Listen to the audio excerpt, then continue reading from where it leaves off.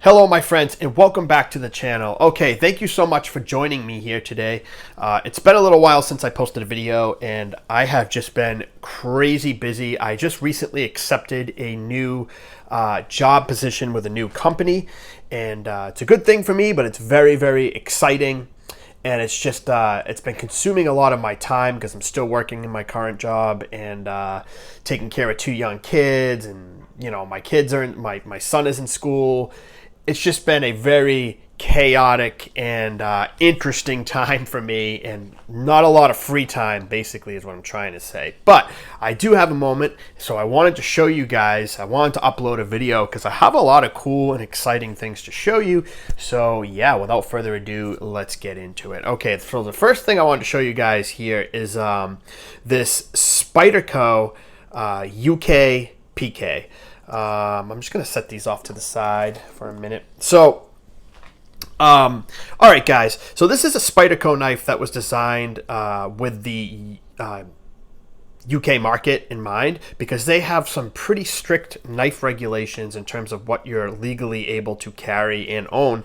So the Spyderco went ahead and designed this knife for that particular market. Now, not a lot of people, I think, in the United States carry these, or even at least people that I know who are into Spyderco here. A lot of them just sort of pass this knife up because you can get locking versions of Spyderco knives, with compression locks and back locks and liner locks. So this is basically a Spyderco design knife that has a classic slip joint mechanism. So that is to adhere and comply with the laws of the United Kingdom, which says you cannot carry a locking knife. So this is not a locking blade. It is a classic slip joint. You got a half stop and a full open position there. Now, this is a very, very nice, and I think kind of underrated knife here in the United States. I think a lot of people here, even though it is not locking, would actually appreciate and enjoy this knife. Okay, so first off, it is extremely low profile, very, very, very light. Okay, there are different versions. I think there might be a G10 version. I'm not really sure. This is the Salt version. This has the LC200N blade steel, which is, I guess, essentially rust proof, and is also a very, very good quality steel, very, very durable, takes a nice edge, and just a very nice high-end steel that has basically rust proof features. And so this was made in the United States. These things are not cheap. I think that's another thing about these that sort of dissuades people in the United States from going for these. This Salt version, I actually can't remember how much I paid for it, but it was well over $100. I know that. I got this one a little while ago, but it is extremely lightweight, guys. Very, very comfortable. It's what you would expect out of a Spyderco in terms of ergonomics. It is extremely comfortable. It has this forward choil position, much like, say, like a Sage 5 or a Native 5 or something like that. That a lot of Spyderco knives have, which is great for safety because a lot of people are concerned with slip joints collapsing on their fingers.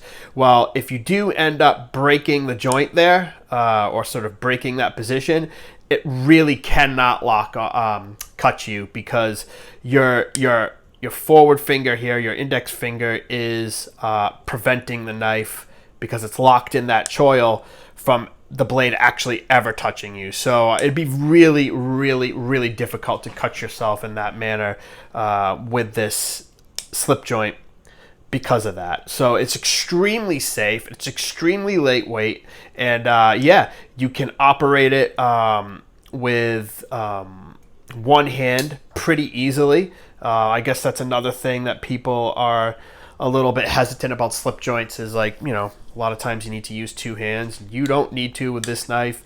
You can operate it pretty easily with one hand. So really, really awesome knife, guys. I wish this knife were more popular in the States.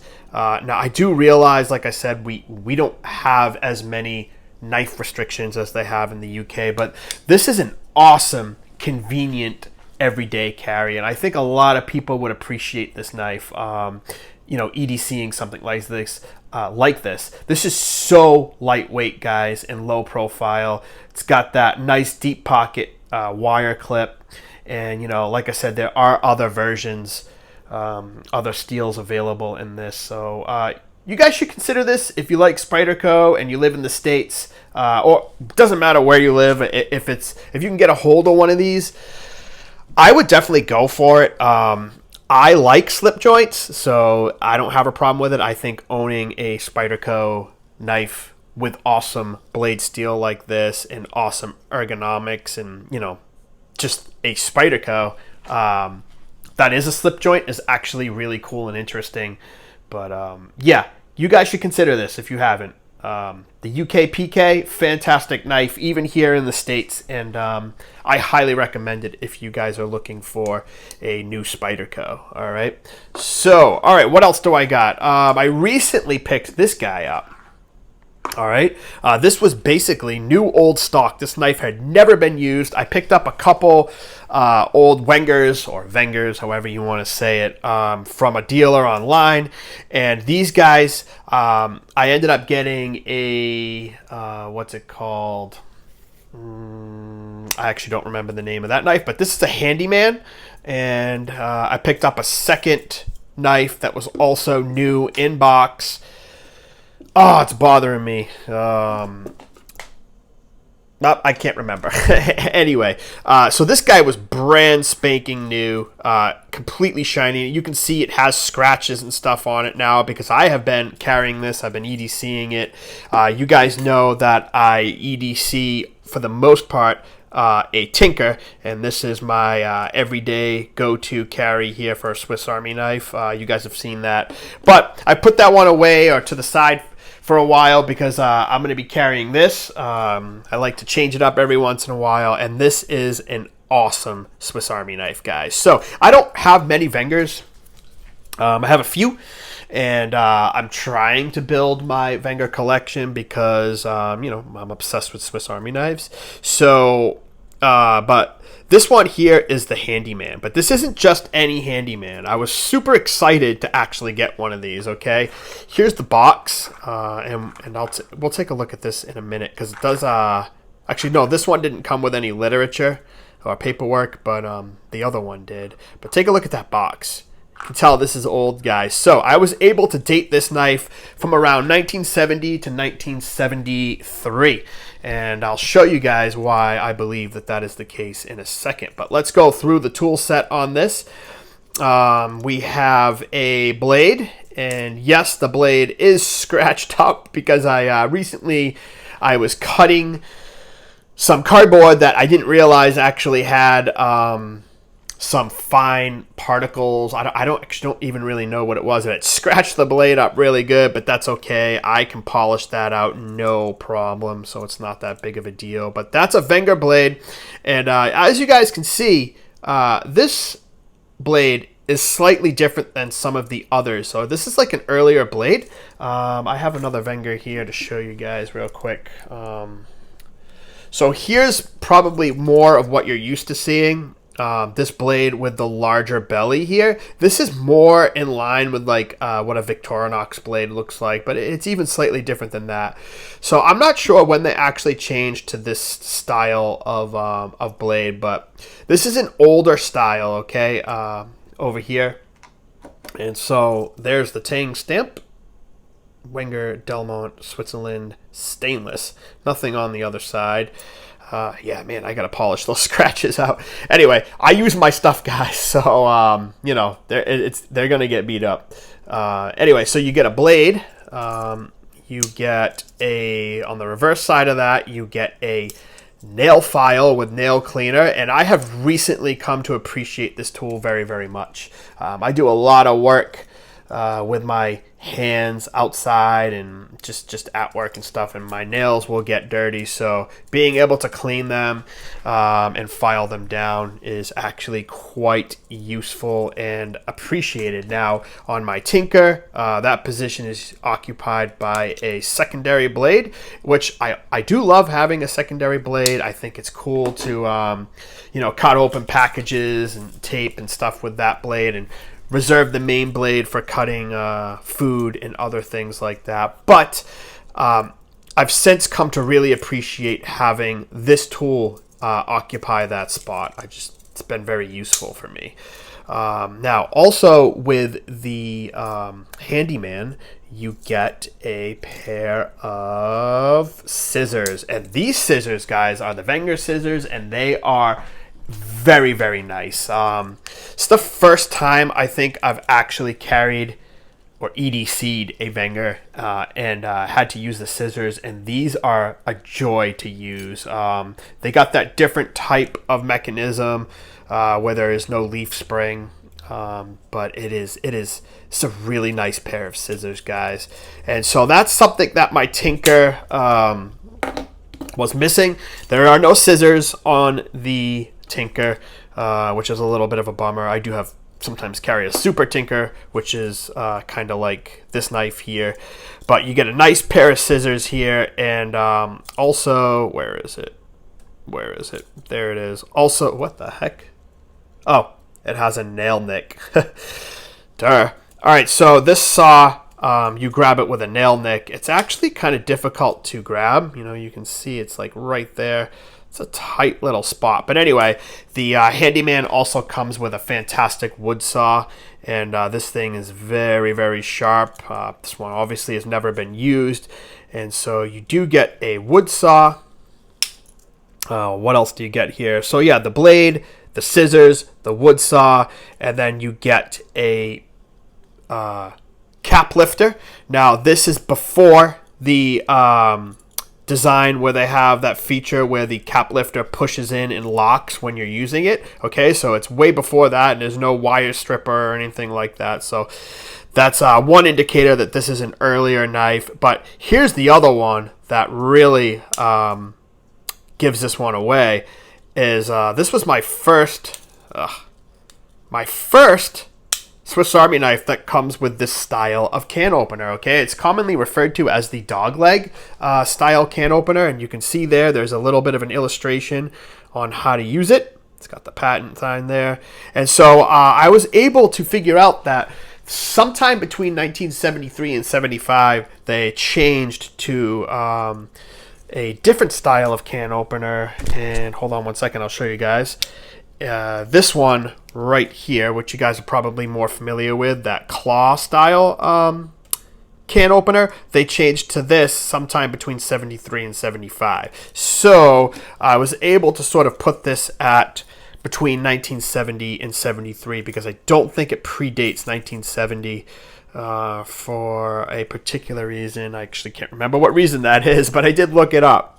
And so, yeah, this is a really interesting style of can opener. You don't see it very often. You usually see this one on Wenger knives, and it's fantastic. It's just awesome to see, and stuff like that really makes me excited. So also, sometime in the mid-70s, I believe, Wenger changed the placement of these tools. So you can see here the cap lifter is on this side and the can opener on this side, whereas here they are reversed. So they ended up changing sides, I think, sometime around 1975 also. So yeah, that's how I was able to date this thing. And so on the back side, you get your Phillips dedicated Phillips screwdriver, and you also get the Wenger All, which is much different than your Victorinox All. Take a look there. Yeah, different types.